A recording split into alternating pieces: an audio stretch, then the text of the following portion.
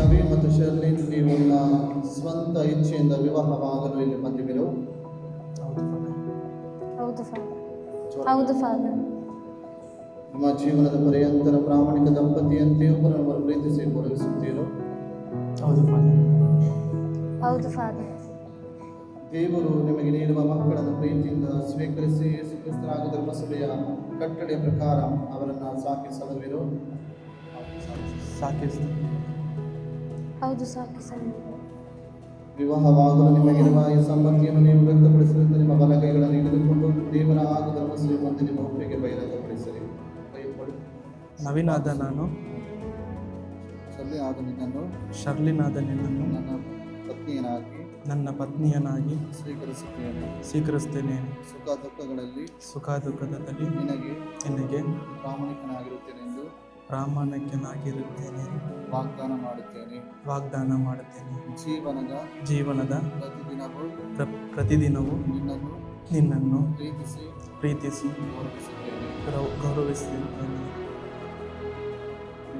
ಶರ್ಲಿನಾದ ನಾನು, ನವೀನಾದ ನಿಮ್ಮನ್ನು ನನ್ನ ಪತಿಯನಾಗಿ ಸ್ವೀಕರಿಸುತ್ತೇನೆ.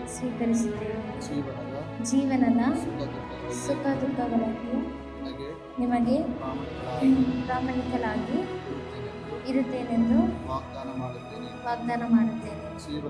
ಜೀವನದ ಪ್ರತಿದಿನವೂ ನಿಮ್ಮನ್ನು ಪ್ರೀತಿಸಿ ಗೌರವಿಸುತ್ತೇನೆ. ಧರ್ಮಸಭೆ ಮುಂದೆ ನಿಮಗೆ ನಿಮ್ಮ ಒಪ್ಪಿಗೆಯನ್ನು ಬಹಿರಂಗಪಡಿಸಿದರೆ ದೇವರು ನಿಮ್ಮಗಳ ಒಪ್ಪಿಗೆಯನ್ನು ದೃಢಪಡಿಸಿ ನಿಮ್ಮನ್ನು ಆಶೀರ್ವದಿಸಲಿ. ದೇವರು ಒಂದುಗೂಡಿಸಿದನು ಮನುಷ್ಯನ ಬೇರ್ಪಡಿಸಿದರೆ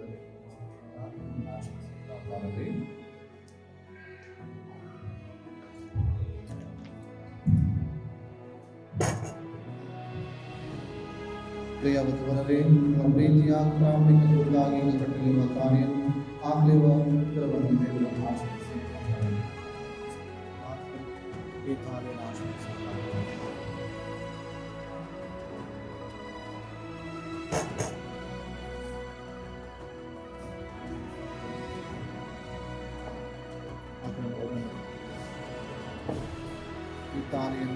ಈ ತಾಳಿಯನ್ನು ನನ್ನ ಪ್ರೀತಿಯ ಹಾಗೂ ಪ್ರಾಮಾಣಿಕತೆಯ ಹೊರತಾಗಿ ಸ್ವೀಕರಿಸು.